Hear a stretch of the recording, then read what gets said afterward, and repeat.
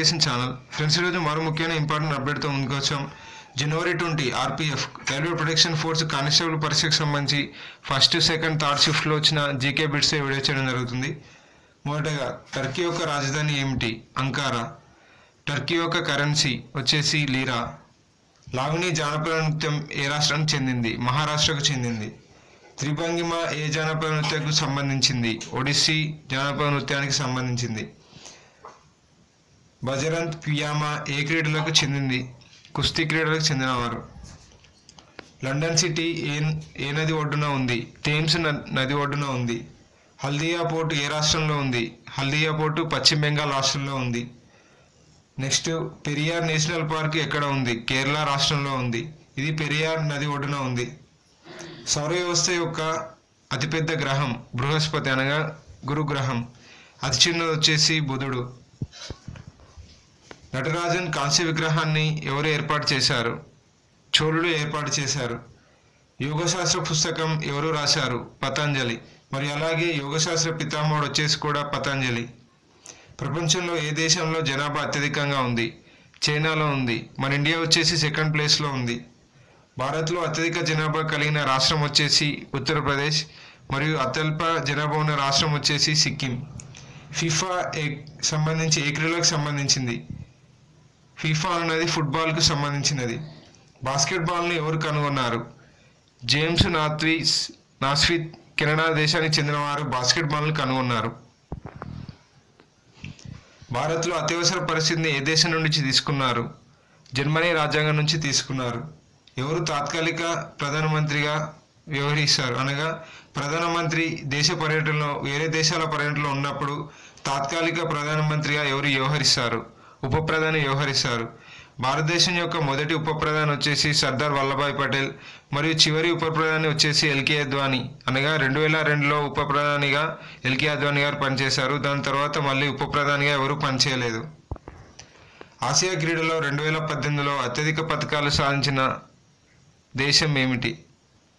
China. 2016 ఒలింపిక్స్లో PV Sindhu ఏ పథకం సాధించింది? సిల్వర్ మెడల్ బ్యాడ్మింటన్లో సాధించింది.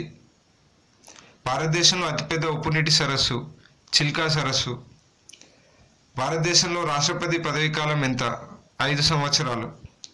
HRC commission human rights commission chairman ప్రస్తుత చైర్మన్ ఎవరు? హెచ్ఎల్ దత్. హెచ్ఆర్సీ రాష్ట్ర కమిషన్ చైర్మన్లను ఎవరు నియమిస్తారు? గవర్నర్ నియమిస్తారు. హర్యాంక రాజవంశ స్థాపకుడు ఎవరు? బింబిసారా. 10వ సిక్కు గురువు ఎవరు? గురు గోవింద్ సింగ్. మహాభాష్య పుస్తక రచయిత ఎవరు? మహాభాష్య పుస్తక రచయిత వచ్చేసి పతంజలి.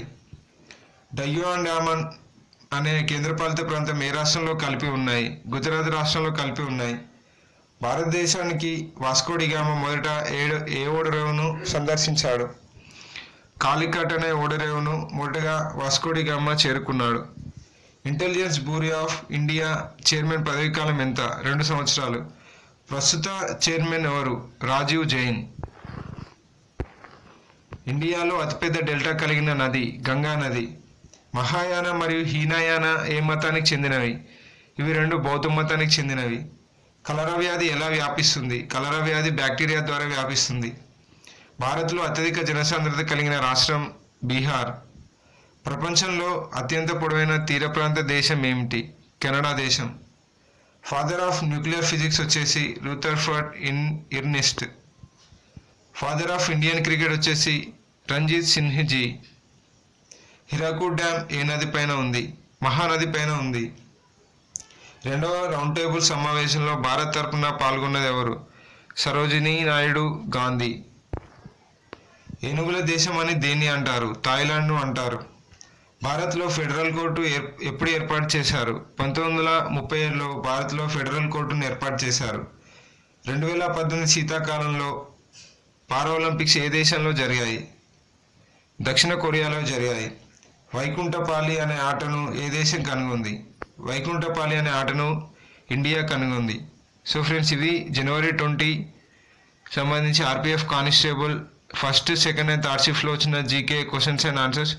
ఫ్రెండ్స్, మీకు ఇంకా క్వశ్చన్ తెలిసినట్లయితే వీడియో కింద కామెంట్ చేయండి. అక్కడ ఆన్సర్స్కి రిప్లై ఇవ్వబడతాయి.